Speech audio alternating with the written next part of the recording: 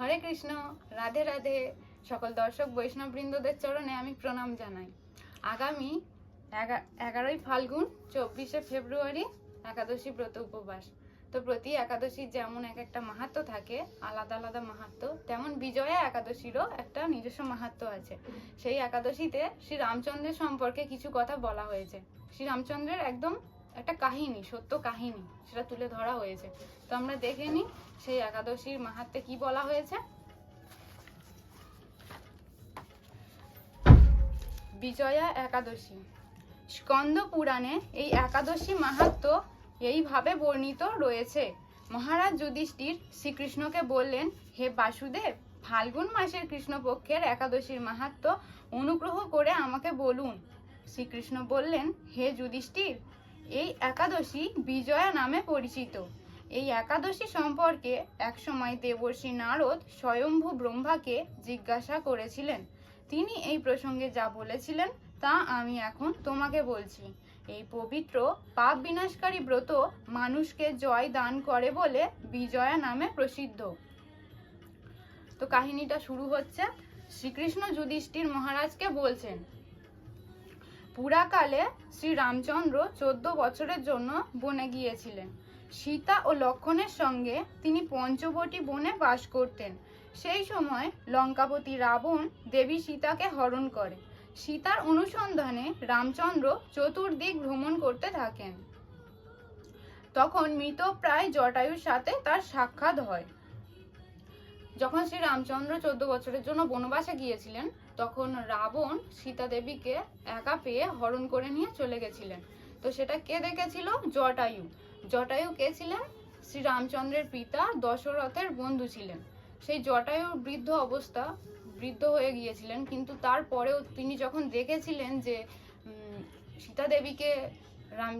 সীতা দেবীকে রাবণ হরণ করে নিয়ে যাচ্ছিলেন, সেই সময় জটায়ু আটকানোর চেষ্টা করেছিলেন। তো উনি আকাশে উঠতে পারে, উনি তো পাখি। জটায়ু আকাশে যখন রথে করে উড়িয়ে নিয়ে চলে যাচ্ছিলেন, জটায়ু তখন রাবণকে বাঁধা দিয়েছিলেন। বাঁধা দেওয়ার সময় একটা প্রবল পরিমাণে যুদ্ধ হয়েছিল। সেই যুদ্ধর মাঝখানে, সেই যুদ্ধেতে রাবণ জটায়ুকে তরবারি দিকে আঘাত করে ডানাটা কেটে দিয়েছিলেন, যে কারণে জটায়ু আর উঠতে পারেনি, মাটিতে পড়ে যায়। এবং তারপর তিনি ছটকাচ্ছিলেন এবং শ্রী রামচন্দ্রের খোঁজ করছিলেন। তো সেই সময় মৃতপ্রায় অবস্থায় জটায়ুর সঙ্গে রামচন্দ্রের সাক্ষাৎ হয়। রামচন্দ্র যেহেতু সীতা দেবীকে খুঁজতে খুঁজতে এই দিকেই আসছিলেন, যেদিকে থেকে নিয়ে গেছিলেন সেই বনেই আসছিলেন, তো সেই সময় জটায়ুর সাথে তার সাক্ষাৎ হয়। জটায়ু রাবণের সীতাহরণের সমস্ত বৃত্তান্ত রামচন্দ্রকে জানিয়ে মৃত্যুবরণ করে। জটায়ু রাবণের সীতাহরণের সমস্ত বৃত্তান্ত নিজে দেখেছিলেন, সেই দেখার যা যা দেখেছিলেন সেটা রামচন্দ্রকে পুরোটা বলে তিনি মৃত্যুবরণ করলেন। এরপর সীতা উদ্ধারের জন্য বানররাজ সুগ্রীবের সাথে তিনি বন্ধুত্ব স্থাপন করেন। ভগবান রামচন্দ্রের কৃপায় হনুমান লঙ্কায় গমন করেন।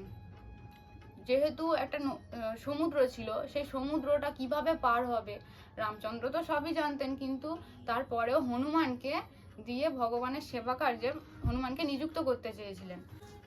ভগবান রামচন্দ্রের কৃপায় হনুমান লঙ্কায় গমন করেন।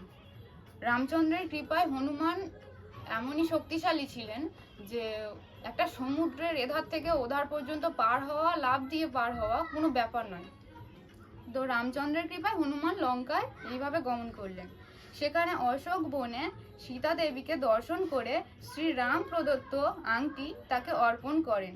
সীতা দেবী কিভাবে বুঝবেন যে এই বানররাজ রামচন্দ্রের পাঠানো দূত, সেটা বুঝবার জন্য, যাতে বুঝতে পারে, বিশ্বাস করতে পারে, সেই কারণে রামচন্দ্র একটা আংটি দিয়েছিলেন সীতা দেবীকে দেওয়ার জন্য। সেই আংটিটা যদি সীতা দেবীর কাছে থাকে, সীতা দেবী একটা বিশ্বাস অর্জনও করতে পারবে আর একটা ভরসা পাবে যে রামচন্দ্র ঠিকই আসবেন। ফিরে এসে শ্রী রামচন্দ্রের কাছে লঙ্কার সমস্ত ঘটনার কথা ব্যক্ত করেন। হনুমানের কথা শুনে রামচন্দ্র সুগ্রীবের পরামর্শে সমুদ্র তীরে যান। সেই দুস্তর সমুদ্র দেখে তিনি লক্ষ্মণকে বললেন, হে লক্ষ্মণ, কিভাবে এই অগাধ সমুদ্র পার হওয়া যায় তার কোনো উপায় আমি খুঁজে পাচ্ছি না। শ্রী রামচন্দ্র কোনো উপায় খুঁজে পাচ্ছেন না, এটা বিশ্বস্ত, কিন্তু এটা লক্ষণকে বললেন, মানে সবাইকে ভগবান তার সেবা কার্যে নিযুক্ত করতে চান বলে এমন লীলা করেন তিনি। উত্তরে লক্ষণ বললেন, হে পুরুষোত্তম, সর্বজ্ঞাতা আদিদেব আপনি, আপনাকে আমি কি উপদেশ দেব? তবে বগদালভ্য নামে এক মুনি এই দ্বীপে বাস করেন। এখান থেকে 4 মাইল দূরে তার আশ্রম। হে রাঘব, আপনি সেই প্রাচীন ঋষিশ্রেষ্ঠকে এর উপায় জিজ্ঞাসা করুন। লক্ষণের মনোরম কথা শুনে তারা এই মহামুনির আশ্রমে উপনীত হলেন। ভগবান রামচন্দ্র ভক্তরাজ সেই মুনিকে প্রণাম করলেন। মুনিবর রামচন্দ্রকে পুরাণ পুরুষ বলে জানতে পারলেন। আনন্দ ভরে জিজ্ঞাসা করলেন, হে রামচন্দ্র, কি কারণে আপনি আমার কাছে এসেছেন তা কৃপা করে বলুন।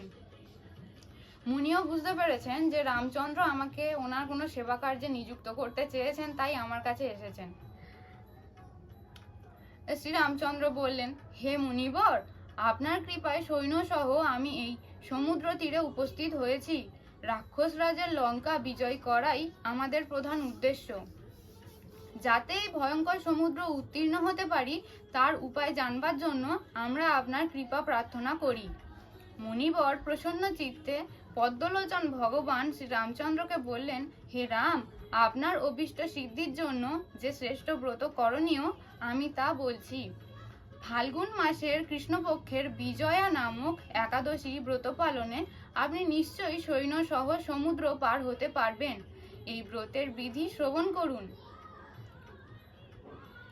বিজয় লাভের জন্য দশমীর দিন সোনা, রূপা, তামা অথবা মাটির কলস সংগ্রহ করে তাতে জল ও আম পাতা দিয়ে সুগন্ধি চন্দনে সাজিয়ে তার উপর সোনার নারায়ণ মূর্তি স্থাপন করবেন। একাদশীর দিন যথাবিধি প্রাতঃ স্নান করে কলসের গলায় মালা চন্দন পরিয়ে উপযুক্ত স্থানে নারকেল ও গুবাক দিয়ে পূজা করবেন। গুবাক মানে সুপুরি। নারকেল আর সুপুরি কলসের গলায় দিয়ে সেটাকে পুজো করতে বলছে। তারপর গন্ধ, পুষ্প, তুলসী, ধূপ, দীপ, নৈবেদ্য ইত্যাদি দিয়ে পরম ভক্তি সহকারে নারায়ণের পূজা করে হরি কথা কীর্তনে সমস্ত দিন যাপন করবেন। রাত্রি জাগরণ করে অখণ্ড ঘি প্রদীপ প্রজ্বলিত রাখবেন।